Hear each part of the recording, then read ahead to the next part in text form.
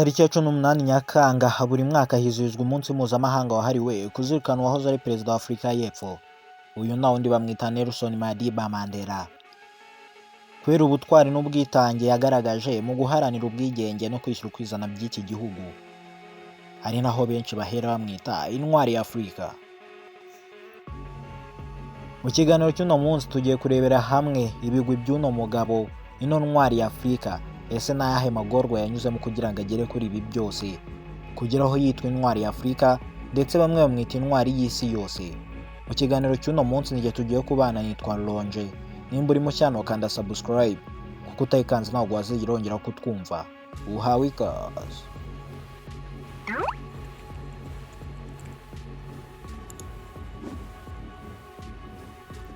Bimwe mu byaranze Mandela ntukubaha no kubahiriza uburenganzira bwa muntu. Mandela yibukirwa ku kintu gikomeye cyane, ari cyo kurwanya ivangura rya apartheid ryakorerwaga abirabura bo muri Afurika y'Epfo. Bakaba ari nabyo byatumye isi yose imufata nk'umuntu w'intwari, ndetse hagashyirwaho umunsi wo kubyibuka. Ubuzima ndetse n'ibikorwa by'umwihariko bya Mandela byagiye bikoreshwa hirya no hino mu kwigisha abatuye isi kugira urukundo n'ubutwari, ndetse bamwe bahitamo kwita amazina ye abana babo. Mu Rwanda hari ababyeyi bahisemo kwita izina Mandela abana babo kubera ubutwari bamwumvanye. Mandela Eric akomoka mu ntara y'Amajyepfo mu karere ka Huye. Yavutse mu 1977.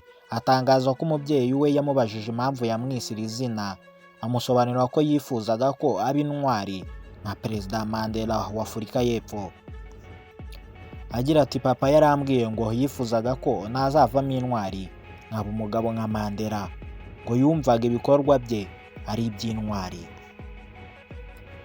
Mu karere kandi ka Bugesera hubatse umudugudu witiriwe Mandela kubera uruhare yagize mu kuwubaka mu 1997 kugeza 1998.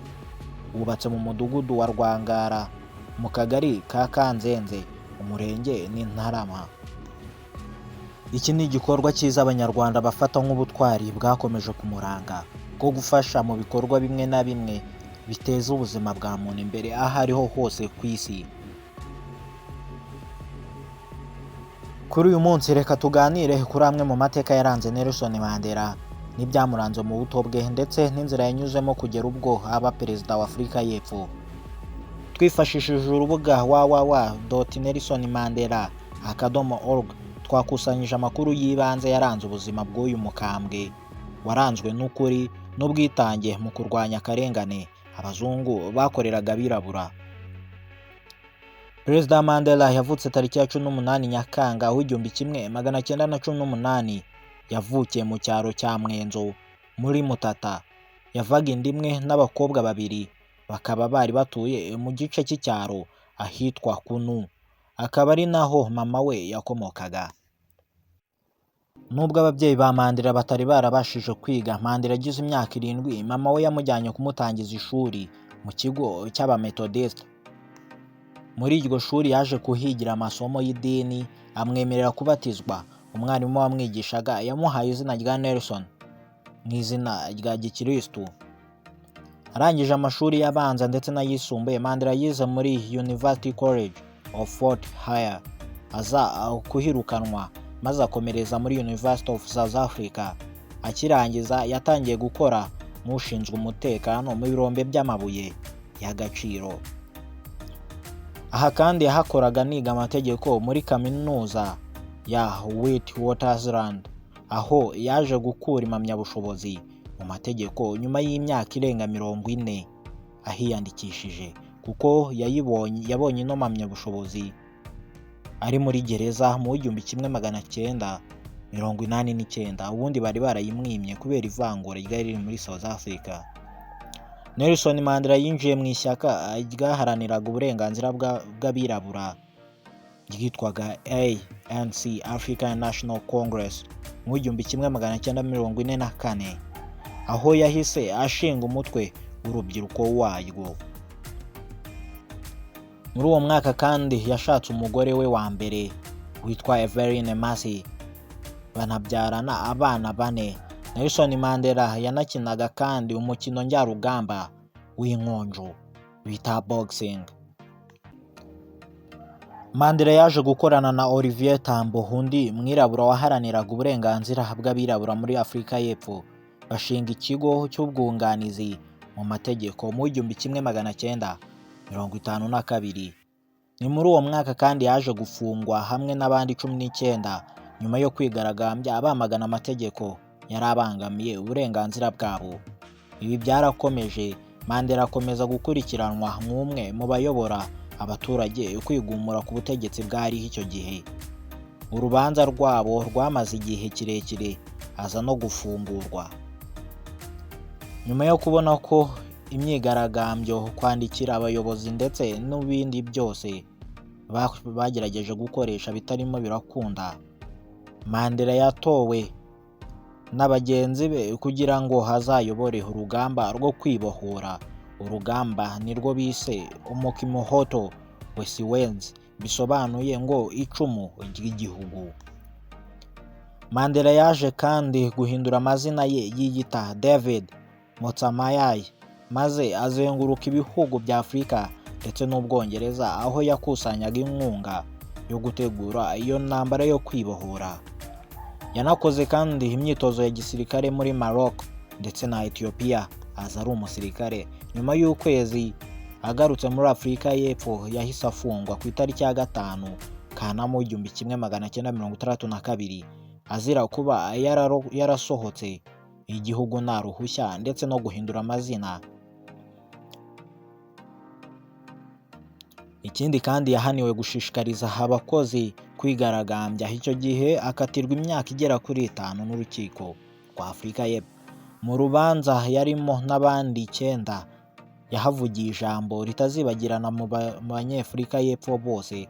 Yaragize ati, narwanyije ukwishyira hejuru kw'abazungu, narwanyije gutotezwa kw'abirabura. Yakomeje avuga ati afite icyizere ko bishoboka ko abazungu n'abirabura babana mu mahoro, mu bwumvikane ndetse no mu bwisanzure. Agira ati, iki cyizere mfite nzakomeza kugiharanira kandi ndizera ko tuzakigeraho, nibiba ngombwa kandi niteguye no kubipfira. Ku itariki ya 11 Kanama 1964, Nelson Madiba Mandela ari kumwe n'abagenzi be bagera kuri 7 bakatiwe gufungwa burundu.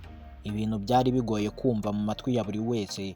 Abo bandi bari kumwe ni Walter Sisulu, Ahmed Kathrada, Govan Mbeki, Raymond Mahalaba, Dennis Goldberg, Elias Motshekga na Andre Marigan.